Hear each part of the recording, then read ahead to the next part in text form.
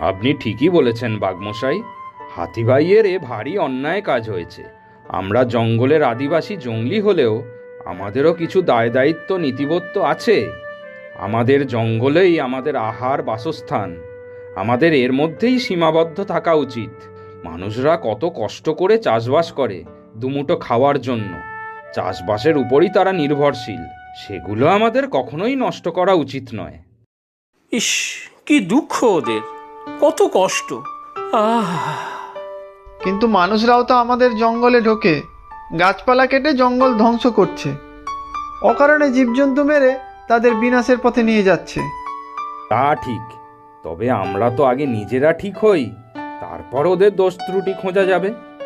হ্যাঁ রে ভাগ্নে শিয়াল, ভালুক মশাই ঠিকই বলেছে।